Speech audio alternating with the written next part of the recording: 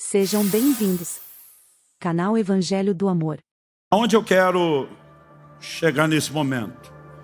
Pastor, como saber se eu já recebi a experiência? Seja pela busca pessoal, seja por um derramado do Espírito, seja pela imposição de mãos. Como é que eu realmente sei que algo aconteceu? Em primeiro lugar, quando você se converte, o Espírito Santo vem habitar em você. Você já tem elementos que permitem alguns níveis de experiência com o Espírito Santo. Mas quando falamos do revestimento de poder, existem algumas coisas que não podem ficar de fora. Quando falamos de evidências genéricas. Por exemplo, se Jesus prometeu um revestimento de poder, mas eu não vejo evidências do poder, do sobrenatural, nada acontecendo e da operação dos dons, é o que vale a pena eu me questionar. Eu realmente experimentei isso e não estou entendendo como interagir, ou eu ainda não tive a experiência. Aí você fala, não, pastor, isso aí é a sua veia carismática pentecostal, eu fui criado de outra forma, eu tenho um pouco de dificuldade com essas coisas, tem uma outra maneira de eu avaliar a minha vida. Eu falei, eu acho difícil não ter o resultado que Jesus prometeu, mas a Bíblia não fala de uma coisa só. Gálatas 5,16 fala de uma vida de vitória sobre a carne. A Bíblia diz, andar em espírito e jamais satisfareis as concupiscências da carne. Mas de vez em quando eu pergunto para alguns, tudo bem, que você não está vendo o tal do outro poder lá, mas o poder interior para vencer também não está rolando. Eu digo que está faltando algo. Mas além desse pacote de evidências que vão se manifestando, algumas lentamente com o tempo, existe algo específico que a gente possa tratar como uma evidência física inicial, por assim dizer, e que entre não apenas no lugar de informação, mas talvez até de ênfase bíblica, eu quero te dizer que sim, existe. A promessa que foi feita no início por João Batista já tinha sido feita pelos profetas. Jesus repete e teria o seu cumprimento. Ela tem o registro em Atos no capítulo 2, no dia de Pentecostes. Mas isso é uma de 5 experiências mencionadas no livro de Atos. Outro dia eu fui falar a respeito das experiências e uma pessoa falou, o livro de Atos não serve para teologia sistemática e sistematização da doutrina. Eu falei, como é que é? Ele é parte da escritura ou não é? Porque se não é, ele não serve para nada. Se é, ele serve para tudo. O que você não pode é pegar o que o livro de Atos diga, ou pelo menos você tentar fazer parecer que está dizendo, em contraste com o resto. Eu falei, você vai falar de movimento missionário, você passa no livro de Atos e a doutrina cabe. Na hora que eu toco no Espírito Santo, que é o assunto que você não gosta, não vale mais. Nós temos um registro bíblico. E tudo quanto foi escrito para nosso ensino foi escrito. Nós temos 5 experiências narradas no livro de Atos, sobre gente sendo cheia do Espírito. 3 delas são descrições. 2 delas são menções. Qual a diferença entre menção e descrição? É que descrição tem mais detalhes. Então, por exemplo, alguém pode dizer, na terça-feira à noite, do dia 19 de setembro, o pastor Luciano Subirá estava ministrando naquela reunião especial. É a menção. Ou alguém pode dizer, ele chegou antes do horário do culto e ficou surpreso com a igreja cheia de gente, já estava orando, buscando a Deus. Ele ficou impressionado com o que estava acontecendo. Ele estava numa pilha desse. E aí você pode entrar no lugar de descrição. Não é só contar uma coisa rápida e superficial, mas você dá detalhes. Então dessas 5, 3 são descrições, 2 são menções. E eu e você precisamos entender que a Bíblia nos mostra a repetição de um padrão. Aliás, o apóstolo Pedro, numa das experiências, ele observa a repetição do que ele chama de padrão. Atos 10, de 44 a 47, diz assim, enquanto Pedro falava essas palavras, o Espírito Santo caiu sobre todos os que ouviam a mensagem. E os fiéis que eram da circuncisão, que tinham vindo com Pedro, admiraram-se, porque também sobre os gentios foi derramado o dom do Espírito Santo. Pois eles os ouviam falando em línguas e engrandecendo a Deus. Outra versão diz magnificando a Deus. Então Pedro disse, será que alguém poderia recusar a água e impedir que sejam batizados esses que assim como nós receberam o Espírito Santo? E aí ele vai dar ordem a partir do verso 48, vão batizar todo mundo. O evangelho finalmente chegou aos gentios.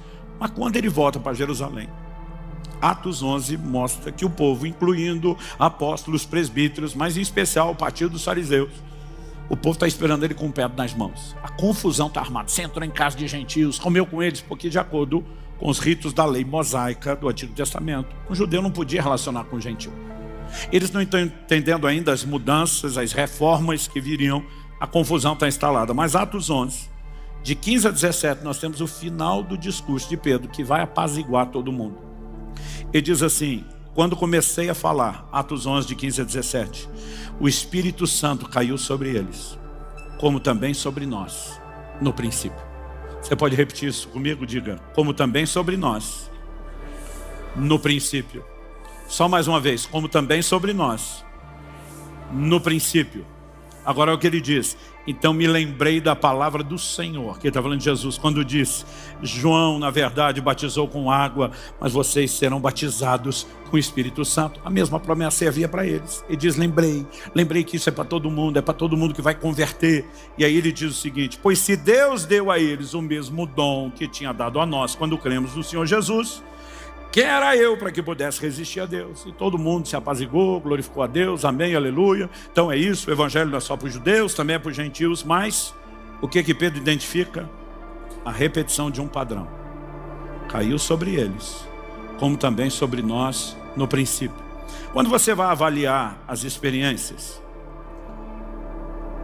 eu falei que 3 delas são descrições e 2 são menções. Vamos começar com as descrições. Atos 2. Ao cumprir-se o dia de Pentecostes, de 1 a 4, estavam todos reunidos no mesmo lugar. De repente veio do céu um som como de um vento impetuoso, encheu toda a casa onde estavam assentados.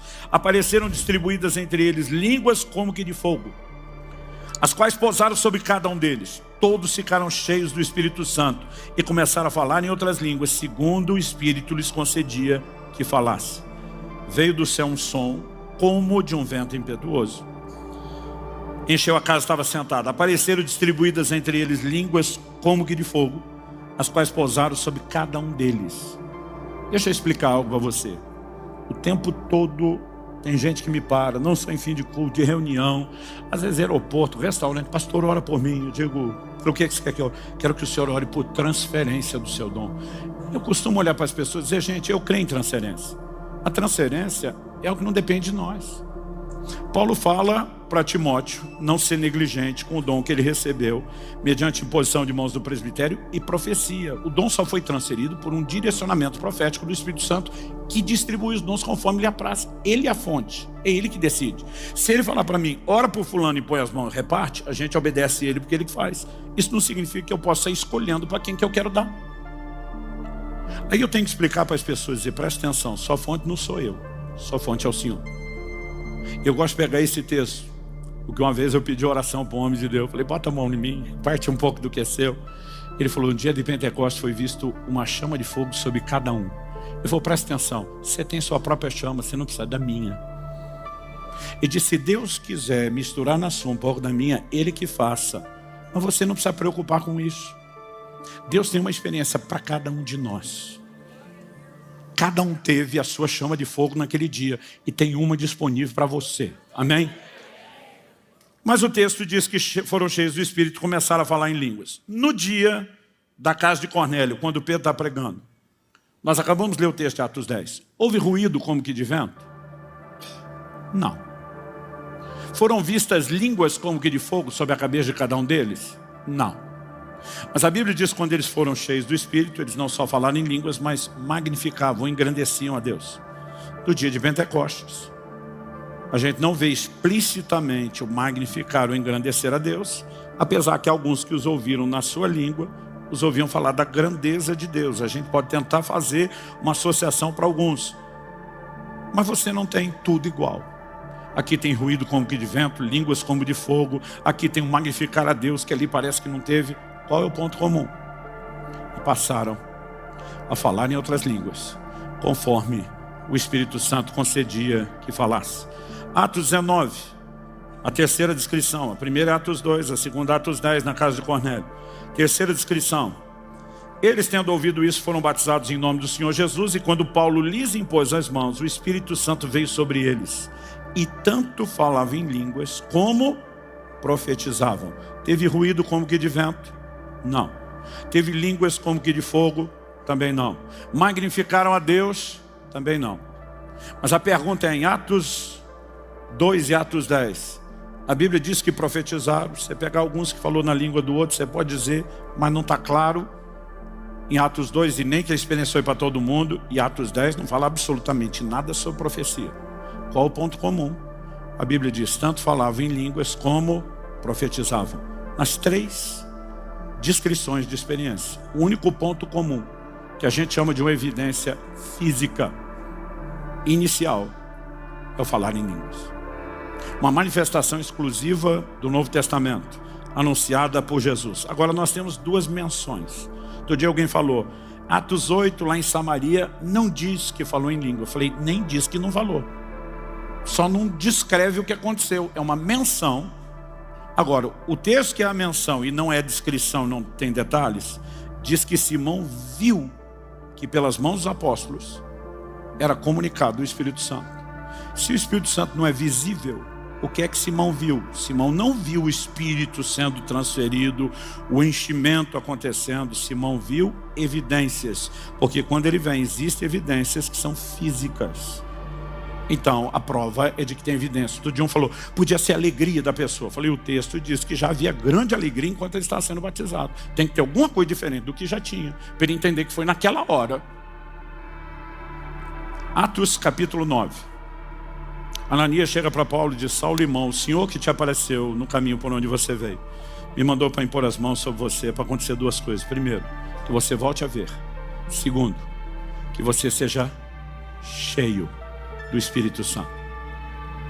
A Bíblia diz, levantando-se, Paulo foi batizado. O povo fica discutindo se o batismo foi onde, se tinha tanque, se não tinha tanque na casa de Ananias. Eu falo, gente, a primeira coisa que vocês tinham que levar em consideração é o contexto. Ele está dizendo, eu vim para que você volte a ver, seja batizado. Impõe a mão, ele volta a ver, levanta e seja cheio do Espírito. Levanta e é batizado. Para mim, a Bíblia está falando do batismo no Espírito Santo. Alguém diz, mas não diz que ele falou em línguas. Mas em 1 Coríntios 14, 18, ele diz, eu dou graças a Deus, porque eu falo mais em línguas do que todos vós. Então, apesar do texto não dizer que falou, não diz que ele não falou no dia, mas mostra que ele falava depois e ensinava os outros a importância. Quando você olha para essas 5 passagens bíblicas, em 3, nós temos a repetição de um padrão observado por Pedro. Em 2, nós temos deduções de uma evidência física inicial. Atos 8 não é claro o que era, mas em Atos 9, aquele que não é claro, nós sabemos que tinha a manifestação. Isso me leva a crer e afirmar que a manifestação do falar em línguas é uma evidência física inicial do batismo no Espírito Santo. Agora, o crente que teve essa experiência não é melhor do que o que não teve. Outro dia alguém falou, pastor, eu não entendo o que é cair debaixo do poder de Deus. Ele falou, qual o lucro disso? Eu falei, não, acho que não tem muito não. Ele falou, como assim? Eu falei, meu querido, imagina que você pega um copo, uma xícara, bota lá no chão, e aí você pega um balde enorme de água e joga tudo uma vez. O que vai acontecer com o copo? Ele não aguenta e cai. Me parece que naquele momento a gente só está provando a fragilidade do copo.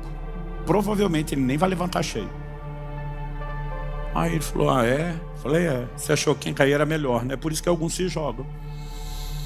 Ele sente que ele está sendo olhado, vigiado, todo mundo vai achar que eu sou carnal. Outro dia alguém falou, pastor, tem gente que o senhor ora que cai, que o senhor não acredita? Eu falei, a maioria. Um dia um cara ímpio estava na minha frente, chegou na reunião, falou, pastor, desculpa, hein? Eu vi esse negócio, as pessoas foram curadas, que eu sabia do problema, aquilo parece que foi de verdade mesmo, mas esse negócio da turma caiu, eu não acredito nisso não. Eu falei, não. Ele falou, não. Eu falei, quer experimentar? Ele falou, eu nem sou crente. Eu falei, não tem problema. Só quero que você saiba que funciona. Ele falou, então, acho que nós podemos tentar. E eu só falei, Jesus, o homem é ruim, o coração dele é duro, mas que ele nunca diga que não funciona. Dá só uma triscada na testa dele. O cara de quase 2 metros da torre, blum, no chão, levantou. Meu Deus, o negócio é de verdade. Para mim aquilo foi só um sinal. Sabe, a gente tem mania de espiritualizar o que não precisa. Alguém vai dizer que porque a pessoa caiu é mais sensível, aquele era o pior de todos. Aliás, já vi uns caras ser curados que eu falava, Jesus, está errado. Tinha uns crentes melhor na fila, esperando, merecendo. A gente ter essa ideia boba. Preste atenção em algo. Falar em línguas não faz ninguém melhor, a menos que ele entenda o que é. É uma ferramenta para ser usada. 1 Coríntios 14, 4. Por isso que eu falei, nós temos que ver a experiência como a porta de entrada para uma nova dimensão de um sobrenatural que é crescente. Falar em línguas é uma ferramenta. Paulo diz que o que fala em línguas edifica-se a si mesmo. É uma ferramenta de edificação. Agora, para essa ferramenta funcionar, você tem que usar. Anos atrás, décadas atrás, alguém me deu de presente uma bicicleta ergométrica. Lembra disso? O que você acha que me deram? Muitos de vocês não conheceram minha versão antiga, que eu estava bem acima do peso. Passei exatos 127 quilos. Quando ele me deu de presente a bicicleta ergométrica. Uns meses depois encontrei esse cara na rua. E como a melhor defesa, eu ataque, fui para cima primeiro. Falei, presentinho sem vergonha aquele que você me deu. Ele, o que foi? Falei, você acha que eu não sei por que você me deu aquele presente? Você queria que eu emagrecesse. Pastor, pelo seu bem e tal. Falei, não precisa se explicar. Falei, mas aquilo não funciona. Eu não perdi 1 quilo com aquela desgraça. Ele falou, sério, pastor? Eu falei, nem 1 quilo, nem meio quilo, não perdi 100 gramas, não perdi nada. Falei, quanto tempo por dia o senhor pedala? Falei, era para pedalar? Foi porque eu estou usando de cabideiro lá para minhas roupas. Tá? Ele olhou, começou a rir e falou, pastor, não vai perder nunca, tem que usar. Eu falei, poxa, você podia ter instruído. Eu estava de brincadeira com o assunto, mas tem uns crentes que fazem essa estupidez. Ele está lá diante de Deus dizendo, não funciona. Imagina Deus olhando, dizendo, tu pedalou? Não. E imagina Deus com a vontade de dizer assim, O crente que falou em língua não é melhor do que o que não falou. Aliás, conheci muito crente que nunca falou, que eram piedosos, homens e mulheres de Deus. Nem se essa coisa de tentar comparar e medir por isso. Agora eu fico pensando, se esses que não falaram e não usaram a ferramenta de edificação já são top, eu fico imaginando, imagina, se ainda usasse algo que ajudasse a melhorar ainda mais. Então, a questão não é tentar ficar validando quão espiritual é um, quão é outro. Alguns de nós, por N motivos, às vezes é a formação, é a maneira como fomos doutrinados de maneira contrária. A gente tem dificuldade. Meu pai tinha muita dificuldade, amava a Deus. Eu vi muitas evidências dos dons. Eu não posso dizer que o homem não foi cheio do Espírito Santo. Eu nunca vi meu pai falar em línguas. Eu sou de uma época que a gente não podia nem perguntar esse tipo de coisa. Se inscreva para receber mensagens da Palavra de Deus para seu coração. Compartilhe essa mensagem para mais vidas serem alcançadas. Que você tenha um dia repleto de paz e de bênçãos vindas da parte de Deus.